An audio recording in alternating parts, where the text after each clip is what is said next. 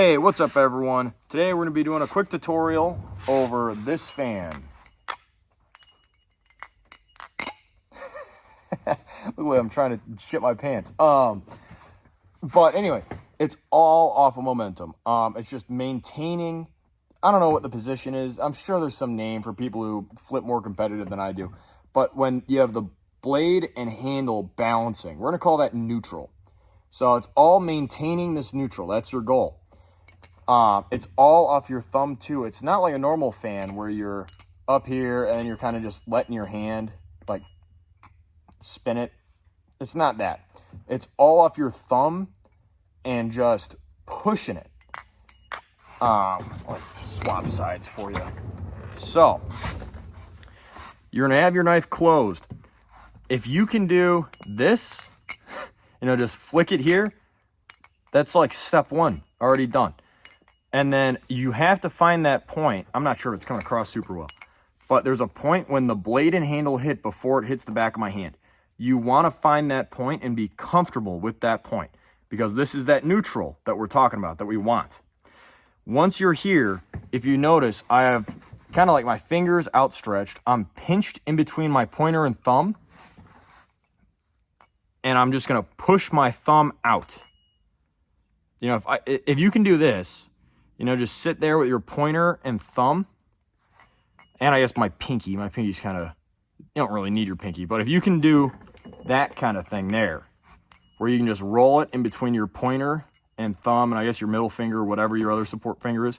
But if you can do that, you can do this fan. All it is just finding where that, hands are seasoned. All it is finding when that neutral point hits. And just maintaining it. So you're going to come up. You can kind of, I would put your hand kind of not quite, this is vertical. That's horizontal. Not quite horizontal. I'd say you give it, 35, 40 degrees off horizontal. Drop. So you have a little more time before it hits your knuckle. And as it comes up, you're going to, by doing this little like kind of horizontal, you have more time when the handle's coming up that it's interlocked with that blade, and you have that neutral point when the handle and blade are locked together. So you're gonna swing up, it's gonna lock, and you're gonna push. I guess I kind of release with my hand and then re-grab with my the four fingers. So I'm like pushing. You'll see what I mean in the slow-mo. But it's just that waiting for it to come up, and then I loosen my entire grip except for my pinky finger. And then it's just letting it roll. A good trick to learn before this one would be your pirouette or whatever. I don't know the name of it. The palm fan. That's how I learned it. This thing. If you can do that, you can do this fan. Get a little bit better in frame. Hate the lighting in here. Just not the same. Anyway, to do the reverse, so you're doing what I do to test balance and if I like a knife or not. Because you'll be able to feel all the balances. You can feel how long it maintains that neutral. What you're going to do is you have your open, right? And it's to some extent, if you can do that too, the beginner opening, you'll know what I'm talking about for how I get into this open position. Because it's just letting this fan roll, catching here, going back up.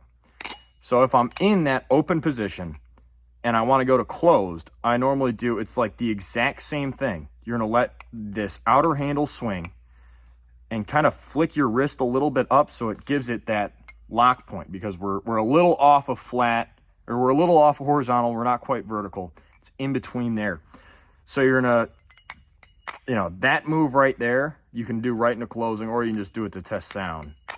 It's basically the exact same thing, but as the fan is running out, you're going to kind of push your thumb in so that you're loading it up to push out. You're going to want to like flick your thumb out, but you're going to push the handle as you do this. And that's what's going to give it that fan. And then, you loosen your other four fingers. So as you do this here, you stop with your thumb locked, and then you're going to continue just pushing it. And then if you wanted to go to close, you can do It's a lot easier when you look at the slow-mo. Trust me, it's not a hard, might be a hard trick. I don't know. I have no idea how I do it that way. Like, people are like, oh, Ace, you do it a little funky. And I'm like, yeah, everything I do is a little funky. It's how I roll. But you don't need an expensive knife to do this. I will say you don't want a Benchmade 6X. Yet you're not going to do this with that. It's too much weight. You know, you don't have enough time to hold that neutral. It's just going to fight right out of it. I would say the easiest way to learn it is with a knife that has a lot of tip weight and a lot of ass weight. Like that, hey, all the weight is on the two extremes.